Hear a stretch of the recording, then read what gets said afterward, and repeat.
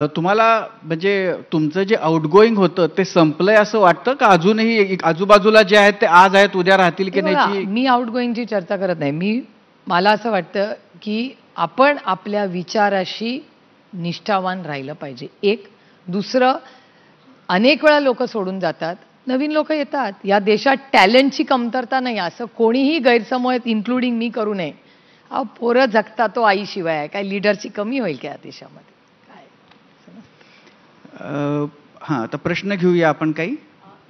सुरुवातीला मला एक प्रश्न विचारण्याची इच्छा आहे. आज तुमच्या लग्नाचा वाढदिवस आहे आणि एका शुभेच्छा खरं तर एका मुलाखतीमध्ये तुम्ही खूप हौशेनं सांगितलं होतं की दादा आणि बहिणी म्हणजे अजितदादा आणि सुनेत्रा बहिणी त्यांनी कशी कमीत कमी वेळात तुमच्या लग्नाची साखरपुड्याची तयारी केली होती. साखरपुडा नाही, लग्नाची. हां, आत्ता ही तयारी सुरू आहे, तुमच्याच बाबतीत सुरू आहे. आत्ताची तयारी जास्त अस्वस्थ करते, त्रास देते? असं काही नाही, प्रत्येकाचा एक निर्णय असतो. आपण आपली एवढं आपल्याला, मला असं वाटतं आपले जे अनुभव असतात त्याच्यात आपलं प्रोफेशनल आयुष्य आणि आपलं पर्सनल आयुष्य हे वेगळं करता आलंच पाहिजे.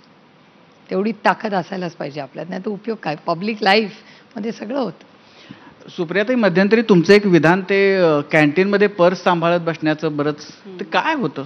काय होतं, महिला आरक्षणाबद्दल जेव्हा अनेक खासदार बोलतात पार्लमेंटमध्ये, तेव्हा अनेक खासदारांमध्ये अशा दबत्या आवाजात ते आम्हाला म्हणतात की आता जर 33% आणि 50% आलं तर आमच्या करिअरचं काय? ही एक सगळ्या, कुठल्याही तुम्ही दिल्लीतल्या तुमचे खूप मित्र आहेत सगळ्याच पक्षात, तुम्ही विचारू शकता. त्या सगळ्या खासदारांना अशी भीती वाटते सारखं की आरक्षण जर 33% आणि 50% आलं तर आमचं काय होणार? मग आम्ही कॅन्टीनमध्ये बसायचं का? असा आमच्या फ्रटर्निटीमधला मोठा जोक आहे.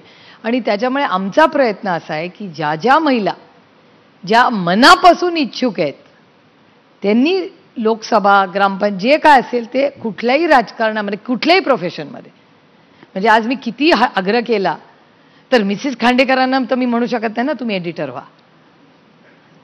म्हणजे त्यांची इच्छा आहे का नाही मला विचारायला लागेल. आता माझी आई आहे, माझ्या आईला तुम्ही सांगा राजकारणात तिचा फोटो काढला तरी तिला प्रॉब्लेम येतो. तर माझा फोटो नाही काढायचा. ते नवरा बायको एकत्र आले आणि जास्ती कॅमेरा असले तर माझी आई बाजूला उभी राहते. ते फोटो झाले की मला सांगा. तिला फोटो काढलेले आवडत नाही, असं असतं. त्याच्यामुळे ज्याला इच्छा असेल त्यांनी जरूर राजकारणात यावं. चांगलीच गोष्ट आहे. या देशात चांगले राजकारणात लोक आले त्या देशाचं भलं होईल. आणि मी म्हणते माझ्यासाठी देश आणि राज्य पहिला, नंतर पार्टी आणि नंतर फॅमिली.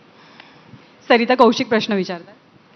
सुप्रियाताई, खरं तर आपण अनेक वेळेला सांगितलं की आपल्यासमोर कोणीतरी उभं राहणार बारामतीमध्ये आणि आपण त्यासाठी रेडी आहात हे सुद्धा दिसतंय.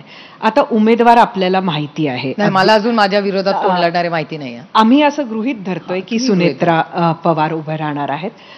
एक असं सांगितलं जातं, जी मंडळी तिथं निवडणुका कव्हर करतात त्यांच्याकडनं, की आत्तापर्यंत तुम्हाला निवडून देण्यासाठी अजितदादा अगदी रक्त आटवायचे, सातत्यानं ते बारामतीमध्ये प्रचार करायचे आणि प्रचंड मेहनत ते तुमच्यासाठी घ्यायचे.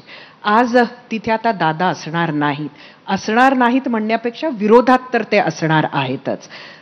तुम्हाला कुठंतरी, म्हणजे मी प्रोफेशनल हा प्रश्न आहे, तर तुम्हाला कुठंतरी त्याची एक भीती वाटते का? जास्त तयारी करावी लागेल असं वाटतंय का?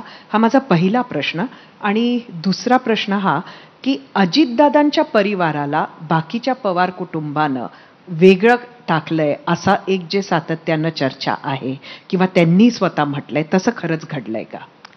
एकतर माझ्या कुटुंबाचा आणि आमच्या राजकारणाचा काही संबंध नाही. म्हणजे आमची एक अतिशय प्रायव्हेट लाईफ आहे. म्हणजे तुमच्या सगळ्यांच्या चॅनलवर जेव्हा माझ्या मुलांचे फोटो आले, माझा नवरा सगळ्यात जास्त अपसेट होता. ते म्हणलं माझ्या मुलांचा आणि तुमच्या फॅमिलीचा काय संबंध?